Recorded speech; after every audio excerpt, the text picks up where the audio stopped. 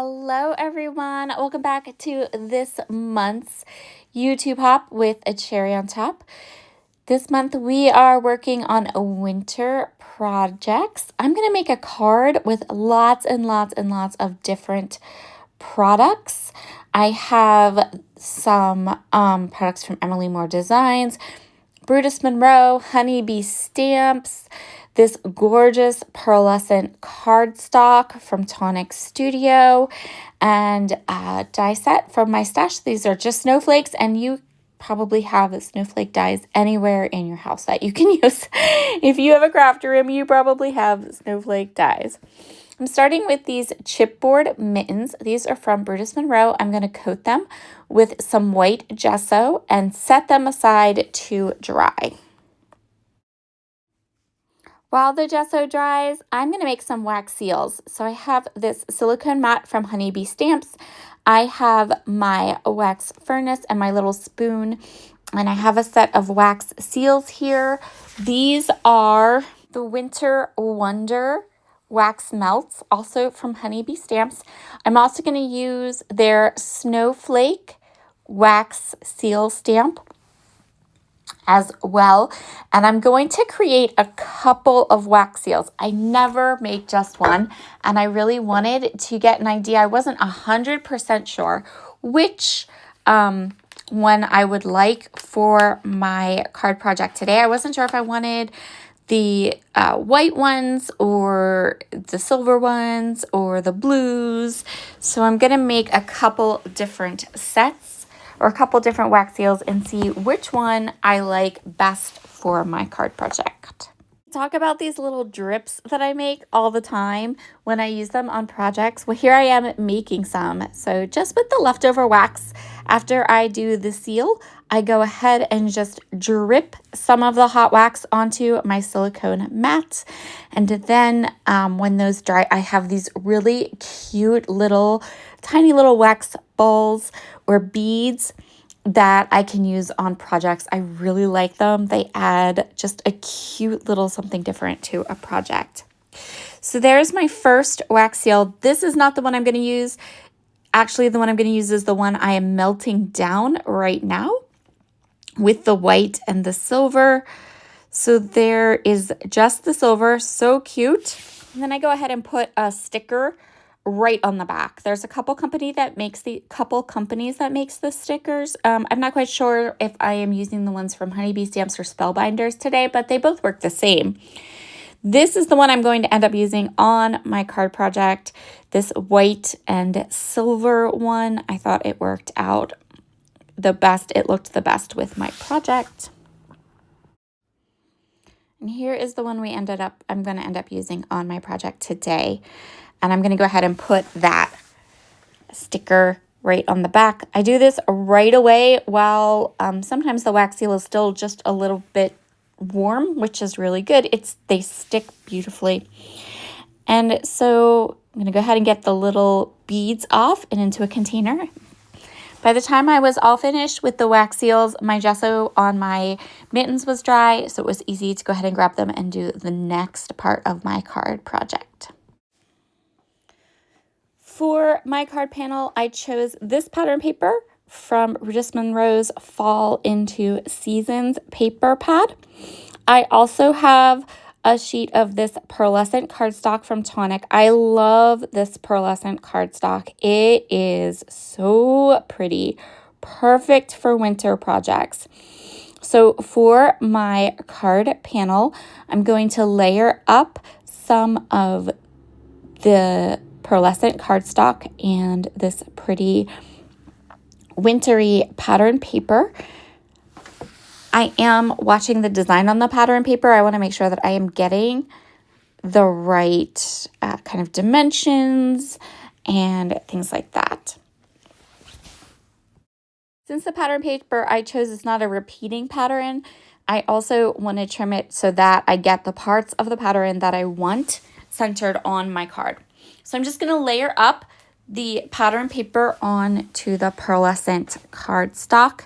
I find with this particular cardstock, we need a little bit of extra gluing. So I'm going to go over it with my tape runner, and then I'm also going to go over it with some Nuvo Deluxe adhesive so that everything stays and so that my pattern paper doesn't slide off the slick surface of the pearlescent cardstock. British Monroe paper also has a little bit of a glossy, slick texture to it, so extra gluing, extra adhesive is never a bad thing. Once the chipboard pieces are dry, I'm just going to flatten them out a little bit. They're very, very thin, and that is awesome. I adore it. They're awesome, but they are thin and they will kind of easily bend back into shape, so they're easy to maneuver.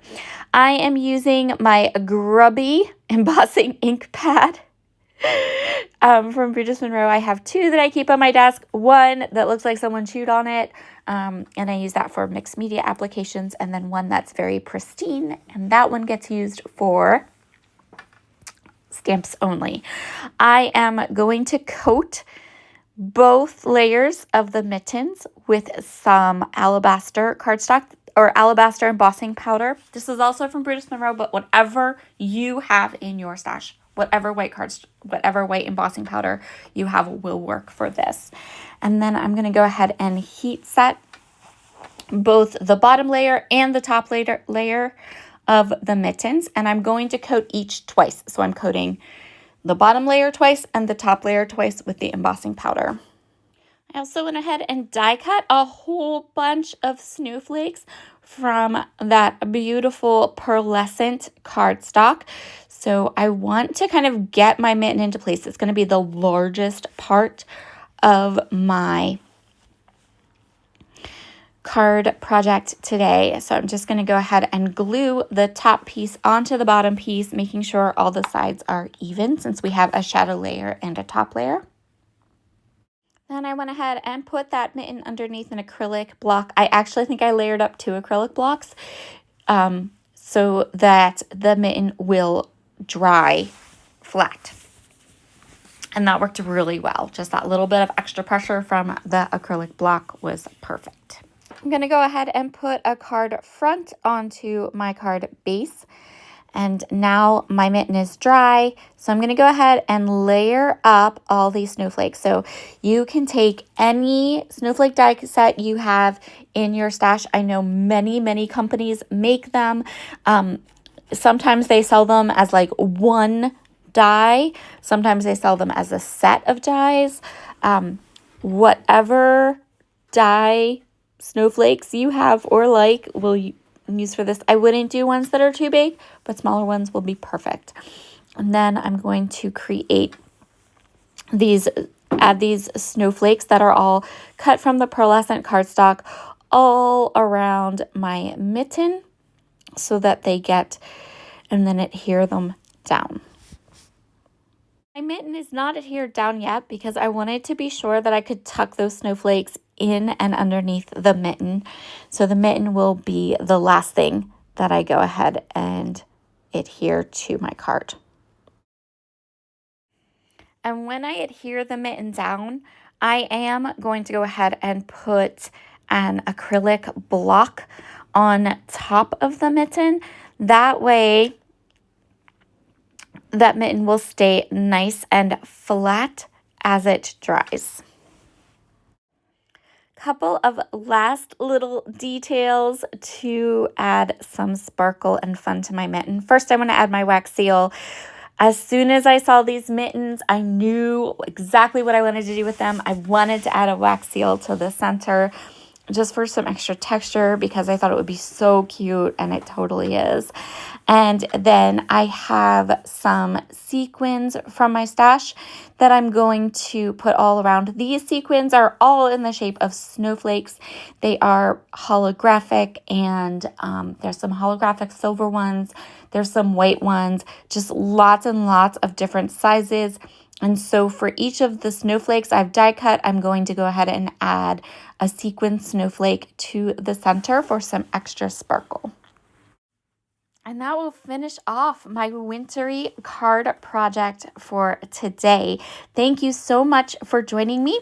This video is part of a YouTube hop, so if you go down into the description box below, you'll find a list of gorgeous videos with a beautiful winter inspiration.